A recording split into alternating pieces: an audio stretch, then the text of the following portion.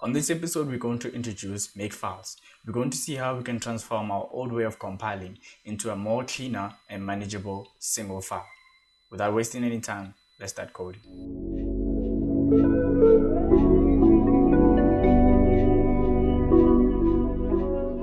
Alright, so when we talk about Makefiles, right, they're essentially just a cleaner way for us to actually compile our code, right? So generally when we compile, you will see something like G++ with all the flags, right? You can go ahead and write all the flags depending on how many you want, right? And then the name of the file, and then the object file that you're essentially building, right? Right. So this works, right? But you can imagine if we had a bigger project whereby we have a lot of files, right? I just made an example with this project, which essentially just has 3 files and 2 header files, right? So rather 3 CPP files and 2 header files, right? So you can imagine if we had hundreds of files in our project, right? Imagine having to write that line every time you make a change to your code, or every time you need to actually compile, right? So that would be a lot of work. So Makefiles essentially allow us to write that code once, right? And then we can just have a shorter version of it every time we compile, right? And also it allows us to essentially what it does, it recompiles only the files that have been changed, right? So we don't have to recompile everything over and over and over again. We only compile the sections that have been changed, right? So with makefile rules, these are essentially the rules that we need to follow, right? It is the target, right? The target is essentially what we want to build, right? In most cases, we want to build that object file that we talked about, right? Its dependencies, which is essentially all the files that it depends on, right? So we'll see how that works. But all the files that it depends on, right? This can include the header files that we talked about, right? So let's just go ahead and see. All right, before that, the command, right? The commands that we actually write to the Makefiles, right? Rather to compile the code, right? So let's just go ahead and create a Makefile and see how this works, right? You can go ahead and create a file, call it Makefile, right? So once we're in here, we need to go ahead and see how we can create this file, right? So let's just go ahead and create object by object, right? We're just gonna go one step at a time and create the object of main.cpp, and the object of edge.cpp, and then the object of minus, and then we're going to link them, right? But we're going to see how this we can write everything cleaner, right? So we said that the first rule, it is the target, right? What we want to build. So we said that in this case, what we want to build is the main object, right? So the main object, right? And then we ask ourselves, what are the dependencies of main dot or rather of the main object, right? What does it need for us to build this to build this object? What do we need? First of all, we need the file main.cpp, right? That's essentially the file that we are compiling, right? We're compiling this file into one object, right? We need this file main.cpp. What else do we need? We need all these, right? Not this. This is a library that's built in. These, right? These are the files, which essentially in this case, these are the header files that main.cpp is using, right? So we need to list them. We need to list all those files, right? So we can go ahead and say main.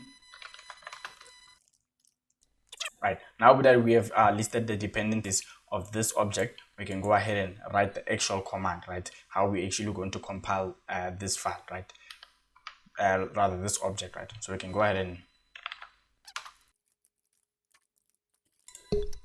right. So if this is something that's new to you, just go ahead and watch our headers and compiler episode. It should actually cover majority of what we write, right? So essentially, remember what's important in this case. These are just flags, right? Remember what these flags do. This one just raises errors that are not necessarily syntax errors, right? And this actually makes them make sure that the thing does not the compiler does not go through, right? It raises them as essentially compilation error. It makes it a compilation error rather, right? So I'm just briefly touching on them, right? If you really want to understand them, just go ahead and watch that episode, right? And then what's important in this case is that we are not yet building the final project, so we're just essentially building towards a bigger program, right? Remember, we need to link them at the end. That's why we have this minus c, right, in this case, right? So we have built the main .cpp, right? In this case, the object, right? In the this is the object file, right, that we're creating, right? So let's just go ahead and create the other files. We're going to create the object for add.o, right? So what does add.o, or rather object file of add, need, right? What are the dependencies? Let's go ahead and go to add.cpp. So we can see that the file that we're going to need is add.cpp and the header file, which is add.h, right? So we can go ahead and list those dependencies.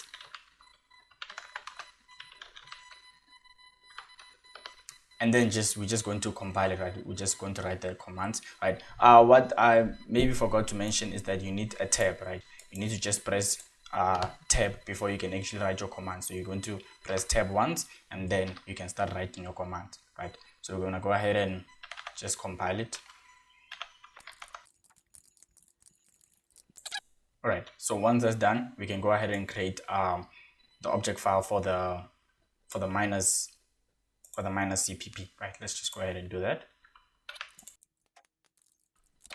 Right, now we need to check what are the dependencies of this object file that we want to create, right? So let's go ahead and go to minus.cpp, right? We can see that it's going to be the file itself and the header file minus.h, right? So let's just go ahead and do that. So once that's done, right, we can see that we have created 3 object files. What we need to do is essentially link them together, right, so that we can create the final program, right? So it is good practice to just write the final program on top, right? But the order here does not really matter, right? So we can go ahead and say, right, we are now writing the final program, right? So we can go ahead and say, this is essentially the target, what we want to build, right? And then we can go ahead and say, list out all the dependencies, right? So in this case, the dependencies are going to be the object files, right? Sorry for that, right? The object files that we have built, right? You see how we don't have to go back and list all these things, right? Because they're already built, right? So what we need to do is just essentially list out all the object files in this case, right?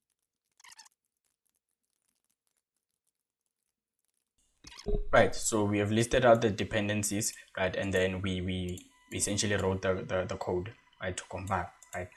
Remember, what's important now is that we're no longer just creating normal separate files. We are actually compiling, so we don't use the c, right, the minus c, right? And then we just use the actual files that rather the object files, right? And then in this final step, we need to clearly state that we're creating the final program and the name of the program, right? So how do we run this, right? So how we run this, essentially, we can go ahead and create another target, right? Call it whatever you want to call it. You can call it all, right? This target is going to depend on this object file that we have created here, right? So let's just go ahead and run that. And the command for that, you're just going to go ahead and /, right, which is essentially what we are used to, and then we can go ahead and run the program. And that's essentially how we can actually run this program. So let's just go ahead and compile that and see how that works. All right, so once we're in our terminal, right, we can go ahead and write this command which says make, right? You can go ahead and run all, right, essentially, right? Remember, all, that's what is going to build everything, right? So let's just go ahead and do that. Right, so essentially it just runs the whole program for us, right? As we can see that this is the values that we essentially get, right, after the call that we made in main.cpp, right? So this is the main.cpp, which is essentially just calling the 2 functions that we created in add, right, .cpp and minus.cpp, right? So that's essentially how Makefiles work, right? If we were to go ahead and make a change, let's just go ahead and change this to multiplication instead of addition, right? I know this is wrong, right? This is essentially wrong, but we can go ahead and just change this to multiplication.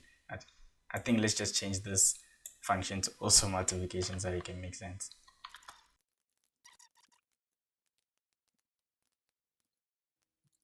Right, I was getting an error for a second because I forgot to change the name in the header file. right? So now that's fixed, we can go ahead and run this again.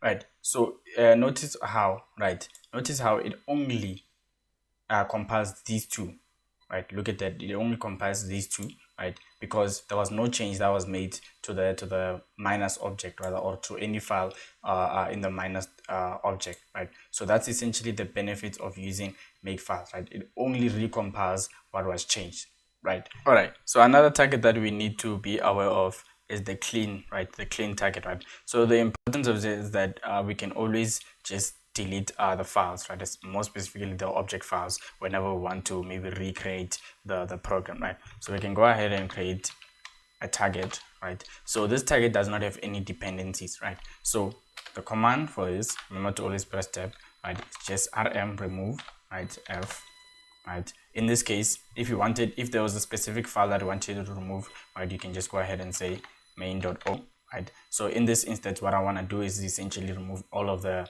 object files, right? So what I'm going to do is essentially going to say star for all dot object files, right? So essentially remove all object files. So let's just go ahead and do that. Right, let's go back to our folder and we can see all those files are gone, right? So yeah, that's essentially the clean target, right? So another thing that's nice about Makefiles, right, is we can also create variables in Makefiles, right? So remember, the importance of variables is that we don't have to we can just essentially store information or data in a container, right? Meaning we don't have to write that information or that data over and over again, right? And this is going to be very important, right? Because suppose you had big files, right? You don't want to go ahead and write maybe a command or certain command over and over and over again. So let's just go ahead and see how we can essentially make this clean, right? So to create our variables, we can just go ahead and give it a name, right? So in this instance, I'm just gonna name it cxx, right? And then the name of this variable, this variable is going to contain the name of our compiler. So in this case, G++, right? So what's important about this, right, is that if you maybe wanted to go ahead and change your compiler throughout the whole program or whatever, right? I've never done this, but you wouldn't have to go to each command and change it. So the importance of this, you can just do this, right? So to use a variable, we need to have the $, parentheses, and then the name of the variable, right? Right. So in this case, if we wanted to go ahead and maybe use a compiler, I don't know, G minus minus, I don't even know if that's a compiler, but it will change for each object, right? So meaning it will compile with G minus minus for each object, right? So that's the importance of that variable, right? And we can still create more variables, right? So it all depends on, let's say, repeated code, right? When we see repeated code, we can always create variables to make our life easier, right? So we can go ahead and create a flex variable, right? So remember all these flags that we usually use, right? So we can go ahead and create that, right? So once that's created, if we wanted to add any more flags, we can just go ahead and add it here. We don't have to go in each and every single command and add those flags, right? So now let's just make sure that we use those flags. Remember, it's $, and then parentheses, or the name of the variable, right?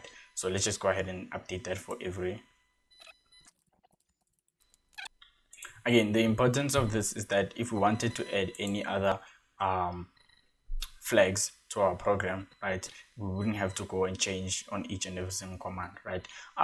The reason why I did not add C in this variable is the -C, rather, it is because it is not common to every command, right? As we can see here, when we actually build in the final product, right, we don't use the -C, right? So that's essentially why I added why I did not edit, right? So let's just go ahead and compile to show that the program still runs the same way.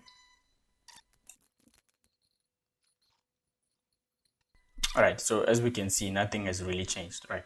So that's essentially how the things that we can do with Makefiles, right? So we have reached the end of our episode. If you really enjoyed this episode, you can go ahead and leave a like, subscribe if you don't want to miss any releases. Otherwise, cheers.